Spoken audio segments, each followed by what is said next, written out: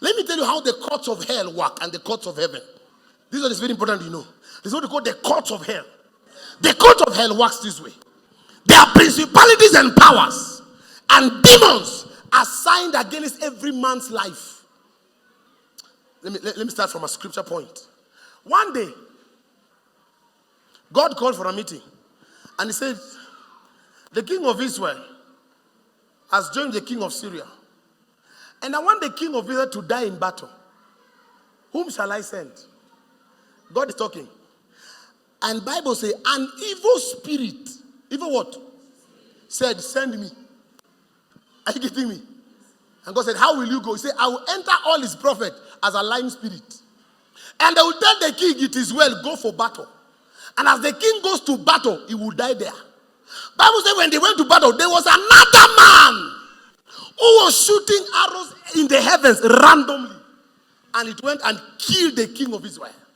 In Job chapter 1, I believe in verse 3, Bible says, or verse 4, it says that a time came when the sons of God appeared in the presence of God. And the devil also appeared.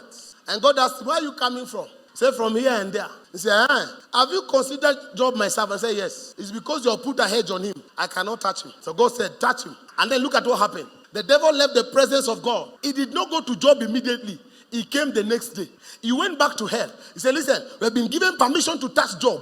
Let's gather together. You will go like a wind from the desert. You will go like a bandit, take all the animals. You will scatter everything that Job has. So demons were released. In the kingdom of darkness, they organize, they plan. So when you're praying, do you know what? The devil has a right to come before God. Bible calls him accuser of what? Of brethren, right? So the devil has a right to come into the presence of God. So Job is having a meeting. Satan came. He said, God, I'm here. And why I've come is because of Job. He said, God. God said, okay, have you seen Job? He said, I've seen Job. He said, okay. The Lord said to Satan, have you considered my servant Job?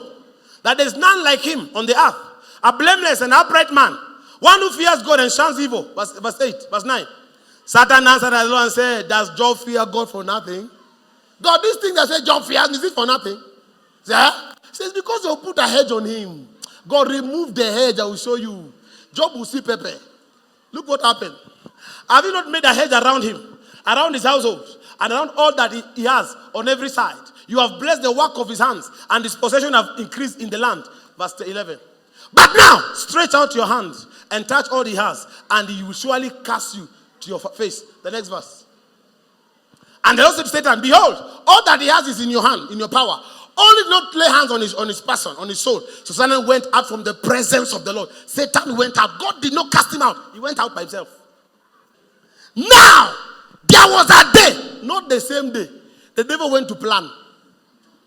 Now, there was a day when his sons and daughters were eating and drinking wine in their eldest brother's house. What happened? And the messenger came to Job and said, the oxen were plowing and the donkeys were feeding beside them. What happened? When the Sabaeans raided and took them away, indeed, they have killed the servants with the edge of the sword, and alone have escaped, to tell you. Look at the next one.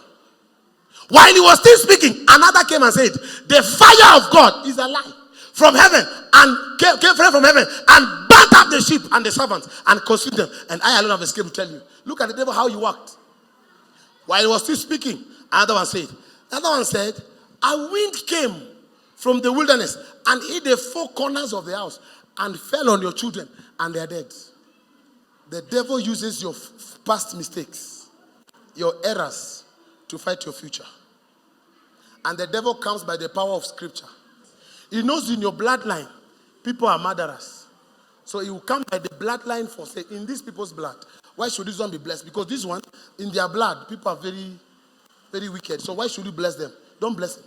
And God listens. He says, okay, so what shall we do? He says, allow him to struggle until you see if you still stand. That's why there are people here, they are going through issues. After a while, they still coming to church. Because the devil came by the virtue of the past errors. Sir, if there are mistakes you did, there are gross, deal with them. Moses was so anointed. Moses saw God face to face. Moses was with God for 40 days, 40 nights. He could not tame his anger.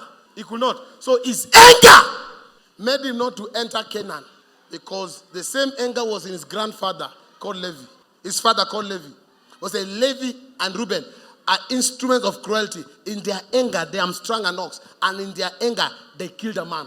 So Moses one day saw two Hebrews, one Egyptian and Hebrew fighting. I would say in anger, he killed an Egyptian and buried him. God has spoken to Moses, told him go, and the people now are worshiping idols. In anger, he broke the 10 commandments. God told him, because you broke faith with me at the waters of Meribah, he said, you shall see the land and not enter. Listen to me, your past errors can hold you captive.